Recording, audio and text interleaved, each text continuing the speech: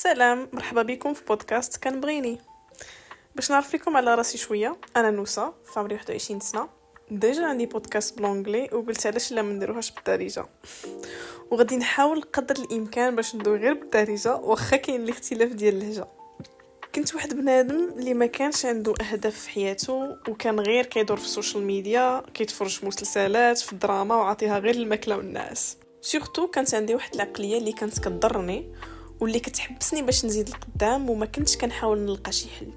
حتى باش قررت نبدا الرحله ديال التطوير الذاتي او سيلف ديفلوبمنت جورني، وتبدلات حياتي 180 درجه.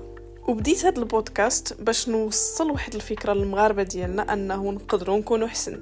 مؤخرا لاحظت واحد الثيم متكرر في الناس اللي دايرين بيا، اللي هو بزاف ديال الشباب المغاربه موضرين وعايشين بلا هدف وكيضيعوا البوتنسيال ديالهم. هاد المشكل كيضرني في خاطري، حيت انا من نفس لا جينيراسيون، وهاد الناس اللي مضرورين اصدقاء وافراد من عائلتي. كل واحد فينا كيتزاد بشي موهبه ولا قدره وهبها لينا الله، اللي كتخليه مختلف ويونيك على الناس واللي خصو يكتشفها. كل واحد فينا عنده ميشن في هاد الحياه، وانت اللي كتالف الكتاب ديالك. You are the main character of your own movie. في هذا البودكاست غنبقاو نناقشوا شي مواضيع اللي نورمالمون ما كنقدوش نويو عليهم، واللي كيجيونا عيب ولا حشومه بسبب التقاليد وستيريوتايبس او الافكار النمطيه. وهذا البودكاست درتو وسيله من خلالها نعاون الناس اللي باغيين يطوروا الذات ديالهم، اللي باغيين يرتبوا الحياه ديالهم، وباش بنادم يكون واعي براسو بالافعال ديالو، لتشجيع حب الذات والنمو الذاتي في المغرب. وقصدي بحب الذات ماشي بالمبالغه بالطبع، ولكن تبغي راسك كيما كتبغي صحابك، وتبغي لراسك الخير كيما تبغيه لاي واحد.